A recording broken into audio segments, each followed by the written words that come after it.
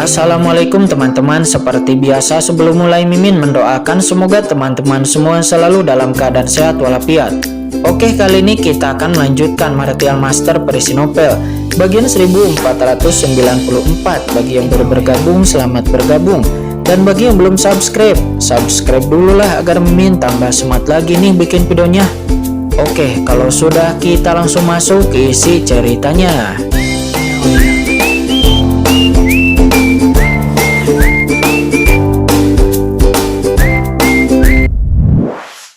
Jika formasi penyegelan iblis sebelumnya ditunjukkan padanya, maka Qin Chen tidak akan dapat menjamin bahwa dirinya akan mampu menahannya. Tunggu, masih punya peluang. Karena ada Tuan Po Jun yang berdiri di depannya, Qin Chen secara alami bisa lebih sabar dan terus memanfaatkan peluang.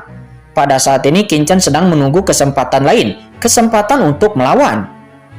Lakukan. Saat Qin Chen tidak aktif, Penatua tertinggi kuno nampak di kejauhan meraung dengan marah lagi. Berdengung, formasi besar itu terus-menerus berputar, bergemuruh dan hancur dalam sekejap. Setiap jimat ajaib kuno bermekaran dengan cahaya, seperti ratusan juta bintang menekan tubuh Tuan Po Jun.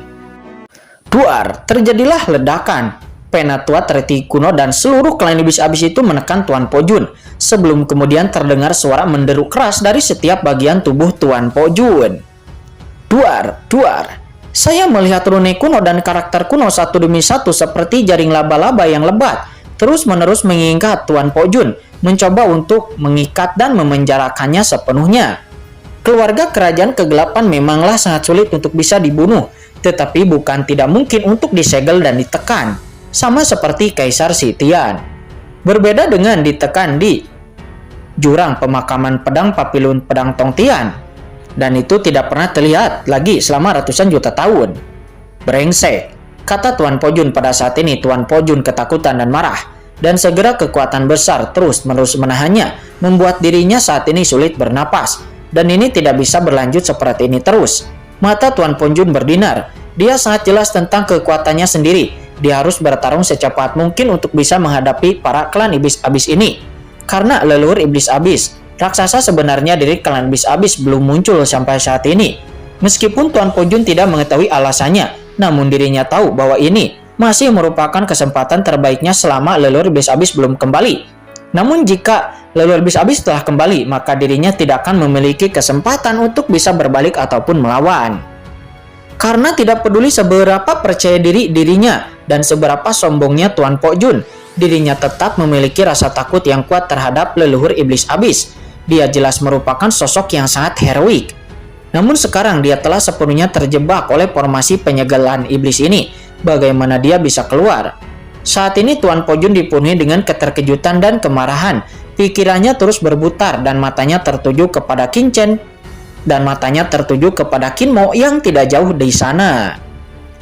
Yah, itu dia, kata Tuan Po Jun. Dia tiba-tiba melontarkan ekspresi kekerasan. Hahaha. Hanya kamu sampah yang ingin menjebakku, kata Tuan Po Jun. Dia tiba-tiba meraung.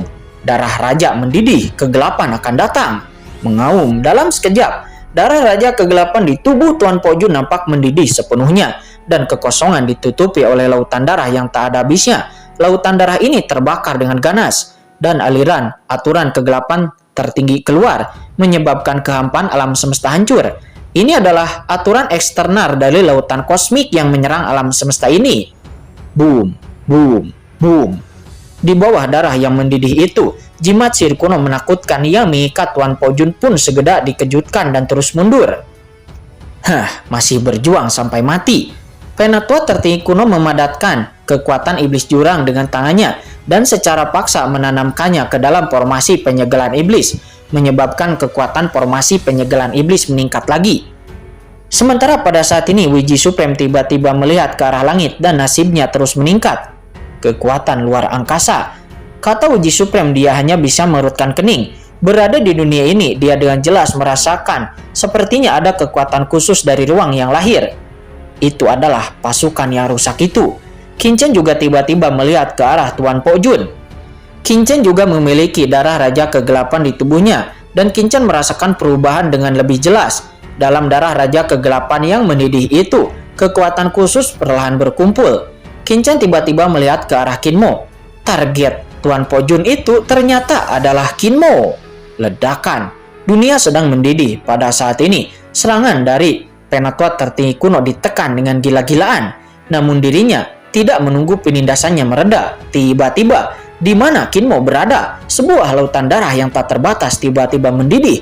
Dan lubang hitam yang sunyi tiba-tiba terbentuk. Lubang hitam ini seperti lubang yang sangat dalam, menghasilkan kekuatan melahap yang sangat menakjubkan. Dan langsung menyelimuti Kinmo untuk melahapnya. Dengan suara mendengung, Kinmo langsung diselimuti oleh napas luar angkasa yang tak terlihat ini. Iblismo, hati-hati! Teriak Penatua tertinggi kuno. Dia meraung marah. Dia tidak pernah berpikir bahwa ternyata Tuan Po Jun mengincar Kinmo. Duar. Karakter kuno yang menakutkan dari jimat ajaib berputar dan jatuh seperti kilat. Tetapi sayang itu masihlah terlambat. Sebelum serangannya mendarat, kekuatan ruang khusus tiba-tiba muncul di antara langit dan bumi yang tak terbatas, langsung menahan Kinmo di sana. Dan kemudian sosok Kinmo tiba-tiba menghilang. Dan ketika Kinmo telah menghilang, wush, sesosok tiba-tiba menyapu dunia ini, seolah-olah dia datang dengan tidak terduga. Pada saat Kinmo menghilang, sosok itu pun juga menghilang dalam sekejap, dan sosok itu adalah Qinchen. Ledakan. Di saat itulah serangan Penatua tertinggi kuno turun, dan karakter kuno dari jimat ajaib meledak ke lautan darah mendidih di langit, menyebabkan ribuan gelombang. Lautan darah mendidih dan ombak memercik. Tetapi tidak ada jejak dengan Kinmo dan juga Qinchen. Kinmo dan Qinchen telah sepenuhnya menghilang. Po Jun, kemana kamu membawa Iblismo itu? Kata Penatua tertinggi kuno. Dia meraung. Dia dipenuhi dengan keterkejutan dan kemarahan. Dia dengan keras. Karakter kuno dari jimat ajaib terus membombardir Tuan Po Jun, tetapi sayang tidak berhasil. Hahaha. Jangan sia-siakan usahamu. Orang ini telah memasuki dunia batinku. Tidak peduli bagaimana kamu mencoba, kamu tidak dapat menyelamatkannya. Kata Tuan Po Jun. Dia tertawa. Dunia di dalam tubuhmu. Penatua tertinggi kuno terkejut dan marah. Namun kemudian Tuan Po Jun kembali mencibir. Ya, itu adalah kekuatan magis bawaan dari keluarga kerajaan kegelapan saya. Menggunakan kekuatan reinkarnasi gelap sebagai panduan, tubuh menjadi rahasia dan mengembangkan dunia batin. Ini adalah metode yang transenden. Tentu saja kamu tidak akan mengetahuinya. Jika kamu membunuhku hari ini, maka klan iblis abismu, bahkan iblismo pun itu pun tidak bisa lepas dari kematian. Kata Tuan Po Jun. Mustahil. Kata Patriark Abis Gerhana Supreme. Dia tampak sangat terkejut dan marah. Penatua tertinggi, Patriark Abis Gerhana Supreme dan yang lainnya juga gugup melihat satu demi satu ke arah Penatua tertinggi kuno, dan mereka semua terlihat gugup. Yang mereka khawatirkan bukanlah Iblismo, melainkan adalah senjata sumber jiwa iblis. Karena setelah senjata sumber jiwa iblis itu dapat diperoleh oleh Tuan Po Jun, maka itu akan menjadi akhir bagi mereka. Jangan khawatir semuanya, ikuti aku untuk menekan pasukan yang hancur ini. Iblismo memiliki senjata sumber jiwa iblis di tubuhnya. Bagaimana dia bisa dibunuh dengan mudah? Tekan orang ini terlebih dahulu, dan kita hanya perlu menunggu leluhur kembali. Kata Penatua tertinggi kuno. Dia berteriak dan keras, dan boom. Dirinya kemudian memimpin sekelompok master klan iblis abis yang tak terhitung jumlahnya untuk menyerang Tuan Po Jun lagi. Melihat itu Tuan Po Jun menus dingin, tetapi dirinya tidak memperhatikannya sama sekali. Bahkan formasi penyegelan iblis tingkat puncak supreme pun tidak bisa berharap untuk menekannya dalam waktu yang singkat ini. Karena yang harus dia lakukan sekarang adalah membunuh Kinmo, lalu mengambil sumber jiwa iblis. Karena dengan senjata sumber jiwa iblis, maka dirinya dapat dengan mudah mengobrak-abrik formasi penyegelan iblis ini. Ledakan. Darah Raja Kegelapan di tubuh Tuan Po Jun mendidih, dan dia dengan kuat menolak penindasan formasi penyegelan iblis. Sementara kesadaran utamanya kemudian langsung turun ke dunia di dalam tubuhnya. Pada saat ini, di dunia kegelapan dan ketiadaan yang luas di dalam tubuh Tuan Po Jun mendesir, dua sosok tiba-tiba muncul di sini. Itu adalah Kinmo dan Qinchen. Duar, ada ledakan. Kinmo memandang Qinchen dengan dingin, dan energi iblis gelap yang besar muncul dari tubuhnya. Kinmo mencipitkan matanya. Untuk beberapa alasan, Qinchen selalu memberinya perasaan yang sangat akrab, seolah-olah ada semacam hubungan antara dirinya dan Qinchen. Sepertinya kontak umum. Saat ini Qinchen tidak segera menyerang Kinmo. tetapi Qin melihat sekeliling dengan hati-hati. Karena sekarang, apa yang muncul di depan Qin itu adalah dunia kehampaan. Ada kegelapan antar langit dan bumi di sini, dengan hanya meteorit dan pecahan sabuk benua yang mengambang, tak bernyawa. Nah, Qin, ini sepertinya semacam ruang hampa khusus, kata leluhur naga Hong Wang di dalam dunia kacau cakram Gyeokyan Kun. Leluhur naga Hong Wang tiba-tiba berkata, ruang kosong hampa.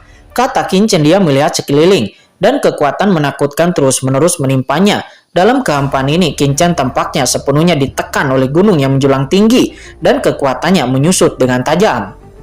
Saat ini, setelah Qin Mo melihat sekeliling, Qin Mo tiba-tiba menus dingin dan ledakan. 7 atau 49 bola gelap muncul dan menabrak kehampaan di depannya. Qin Mo ingin menghancurkan dunia ini dengan paksa dan kembali ke dunia luar. Dengan keras, 49 bola hitam itu jatuh, dan kekosongan di depan Qin Mo meraung keras. Fluktuasi yang mengejutkan terdengar dalam sekejap. Kekosongan ini sangatlah padat. Ini sangat sulit, kata Qin. Dirinya mengerutkan kening, dan cahaya hitam yang menyilaukan tiba-tiba muncul dari pedang karat misterius di tangan Qin. Pedang itu sedikit bergerak, cahaya pedang menyala, dan cahaya pedang hitam yang menakutkan menebas kehampaan di depan Qin dan Duar. Kekosongan itu berfluktuasi dengan hebat, seolah-olah riak-riak menyebar, maju lapis demi lapis, tetapi segera menjadi tenang dan tetap tidak tergerak sama sekali. Qin pun sedikit mengubah warnanya, bahkan dengan pukulan kuat Qin seperti itu, Qin masih tidak dapat menyebabkan kerusakan pada kekosongan hampa di depannya. Tempat macam apa ini? Mata Qin berkedip dan berdengung. Sumber kegelapan yang menakjubkan muncul di tubuhnya, bergabung ke dalam pedang karat misterius, lalu kemudian menyerang ke dalam kehampaan di depannya lagi. Duar, cahaya pedang menebas ke dalam kehampaan kali ini. Kekosongan di sekitarnya berfluktuasi lebih hebat. Fluktuasi spasial khusus ditangkap oleh Qin yang membuat hatinya bergetar. Karena ini adalah aturan ruang angkasa yang sangat istimewa, yang sama sekali berbeda dari aturan ruang angkasa di alam semesta tempat dirinya berada. Tetapi ini jauh lebih sulit untuk diatasi. Apakah itu aturan luar angkasa dari klan kegelapan? Kata Qin, dia merasa sangat menakjubkan. Benar saja, kekuatan laut kosmik yang melampaui reinkarnasi sungguh luar biasa. Aturan ruang angkasa di depan Qin sendiri ini jauhlah lebih unggul daripada aturan ruang angkasa pada umumnya. Pedang karat misterius tiba-tiba disimpan oleh Qin. Qin merasa jika dia ingin menerobos dunia ini, kecuali dia harus memahami aturan tata ruang dunia ini, dan jika tidak, dirinya tidak akan bisa menerobos keluar dengan kekuatannya saat ini, kecuali jika Qin menerobos ke ranah supreme. Memikirkan hal ini, Qin tiba-tiba menoleh dan menatap Qin Mo.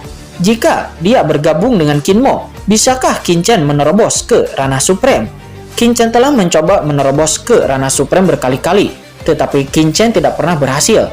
Pada awalnya, Qin selalu berpikir bahwa teknik dan aturan yang dia praktikkan terlalu kuat, sehingga membutuhkan terlalu banyak sumber daya untuk menerobos ke ranah supreme. Jadi dirinya masihlah tidak bisa menerobos ke ranah supreme.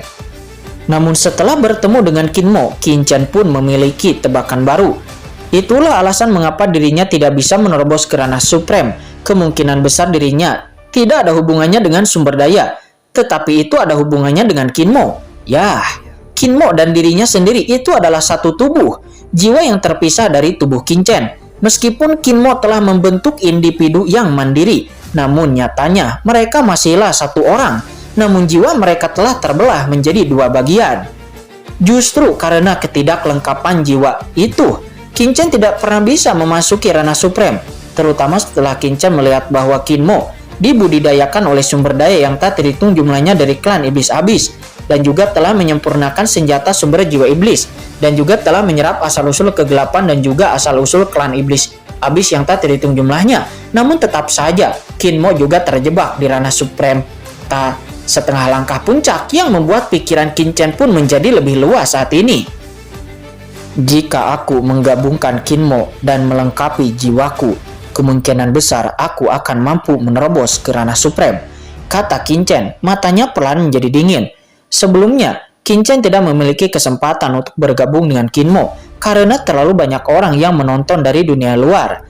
Tetapi di dalam kekosongan yang khusus ini, Qin sudah memiliki keputusan di dalam pikirannya. Ini juga alasan mengapa dirinya segera mengikuti Qin Mo ke dunia ini terlepas dari bahaya yang akan menimpa. Tetapi bagaimana cara mengintegrasikan Kinmo ke dalam tubuhnya? Pikiran Qinchen berpacu memikirkan itu. Sekarang Kinmo telah mengintegrasikan senjata sumber jiwa iblis di tubuhnya. Hampir tidak mungkin untuk menggunakan kejutan jiwa untuk menjalin komunikasi lagi dengan Kinmo. Solusi lain haruslah ditemukan. Sementara saat ini di lain sisi, mata Kinmo sangat tajam dan aura yin dan yang menakutkan tiba-tiba muncul dari tubuh Kinmo. Aura yin dan yang ini berubah menjadi lautan luas dan langsung bergabung menjadi 7 atau 49 bola gelap dan meledak lagi ke arah depan. Pergi, duar. 49 bintang gelap itu bergetar, menimbulkan riak yang mengejutkan di seluruh kampaan. Namun tidak peduli bagaimana Kinmo terus membombardirnya, dunia ini selalulah sangat stabil dan tidak pernah bisa dihancurkan. Hahaha, jangan sia-siakan usahamu. Tiba-tiba terdengar suara tawa yang menggelegar dan ledakan. Dalam kehampaan, tiba-tiba sesosok tubuh mengembun. Sosok ini sangat agung seperti dewa kegelapan. Dia turun ke sisi dunia ini, jauh di atas. Ternyata itu adalah Tuan Pojun. Tuan Pojun kemudian memandang Kinmo di bawah dan mencibir.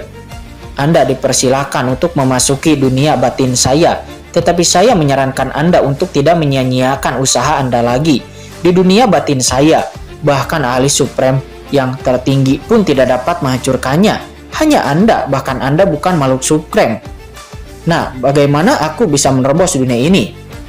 Di dalam tubuhku ini hanya dengan mengandalkan kekuatan ilahi dari harta karun itu, kata Pojun. Dia tertawa keras dan mencibir kepada Kinmo. Pada saat yang bersamaan, Tuan Pojun juga memandang Qinchen dan mencibir. Idiot, kamu juga keluarga kerajaan kegelapanku. Beraninya kamu masuk ke dunia batinku tanpa izin.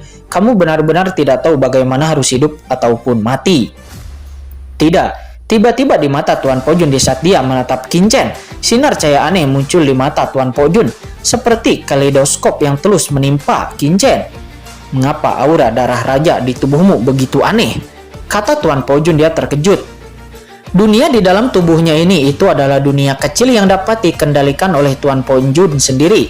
Di dunia kecil ini persepsinya terhadap segala sesuatu di dunia jauh lebih kuat daripada dunia luar tentang hal lain. Namun saat ini ketika dirinya melihat Qinchen, dia merasakan bahwa aura darah raja kegelapan di tubuh Qinchen sangatlah aneh.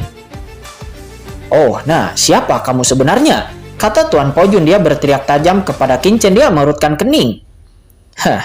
Kamu tidak perlu peduli siapa aku, kata Qinchen. Dia menus dingin. Qinchen lalu mengeluarkan tangan kanannya. Segera pedang karat misterius bergetar dan tiba-tiba menebas ke arah Tuan Pojun. Ledakan. Cahaya pedang menebas dengan keras dan tiba di depan Tuan Pojun dalam sekejap. Cahaya pedang itu sangatlah cepat. Anak yang tidak tahu harus hidup atau mati, kata Tuan Pojun. Dia menus dingin dan lalu meletakkan tangannya di depannya. Dengan keras, cahaya pedang Qinchen menghantam Tuan Pojun dan segera mendorong Tuan Pojun untuk mundur ribuan kaki ke belakang. Tetapi tidak ada bekas luka pada Tuan Pojun sedikit pun. Kamu sebenarnya ingin melawanku di dunia batinku.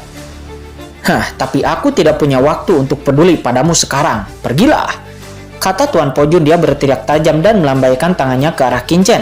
Segera dengan keras, potongan aura darah raja yang menakutkan turun ke dalam kampaan. Segera setelah aura darah raja ini tiba, itu langsung mendidih dan dalam darah raja ini, kekuatan ruang khusus tiba-tiba lahir. Boom! Saya kemudian melihat aura luar angkasa yang menakjubkan itu berubah menjadi sebuah rantai luar angkasa. Setiap rantai itu memiliki panjang ratusan juta kaki, menembus kampaan, dan ukurannya sangat tebal, memancarkan aura dan misteri yang membuat jantung berdebar-debar. Suaranya bergemerincing seperti ular piton, memblokir kekosongan di sekitar Qinchen. Rusak, kata Qinchen. Dia merentangkan tangan kanannya, dan pedang karat misterius tiba-tiba menembakkan miliaran cahaya pedang. Duar, duar, duar. Cahaya pedang di langit menebas dengan liar kepada lantai luar angkasa yang seperti ular piton itu. Tetapi sayang tidak mampu memutus rantai ini sama sekali. Aura luar angkasa yang menakjubkan tiba-tiba ditekan. Ledakan. Qinchen pun segera merasakan pengekangan di tubuhnya tiba-tiba meningkat dan menjadi sangat sulit untuk bisa bergerak. Seolah-olah Qinchen terjebak di dalam rawa. Aliran kegelapan di tubuhnya langsung terhenti dan dia tidak dapat mengerahkan kekuatannya sama sekali. Bahkan darah raja kegelapan di tubuhnya tampak stagnan. Dan darah raja kegelapan di tubuh Qinchen hampir mustahil untuk bisa dimobilisasi. Ini adalah jenis penindasan asal-usul yang khusus. Meski sama-sama memiliki darah raja kegelapan, namun di dunia batin ini, darah raja kegelapan Qin Chen langsung ditekan oleh lawan.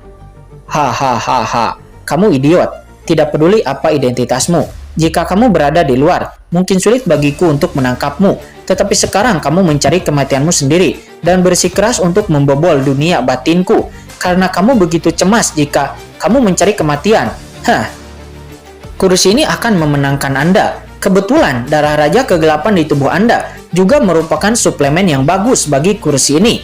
Jadi itu akan menjadi makanan untuk terobosan kursi ini. Jie, jie, jie, kata Tuan Po Jun dan ledakan. Rantai luar angkasa yang menjerat Qin Chen langsung meledak menjadi cahaya berwarna darah. Dan kekuatan melahap khusus mulai perlahan memasuki tubuh Qin Chen di sepanjang rantai luar angkasa. Namun darah raja kegelapan di tubuh Qin Chen ditelan dan lalu diserap sedikit demi sedikit oleh rantai luar angkasa ini. Dia mengubah dunia di dalam tubuhnya menjadi tungku dan ingin sepenuhnya memurnikan Qin Chen dan menyerap Qin Chen. Tetapi penyerapannya juga memerlukan waktu yang sangat lama. Dan setelah Tuan Po Jun dapat menahan Qin Chen di udara kehampaan tersebut, Tuan Po Jun tidak terus untuk menyerang Qin Chen, tetapi Tuan Po Jun berbalik untuk melihat ke arah Qin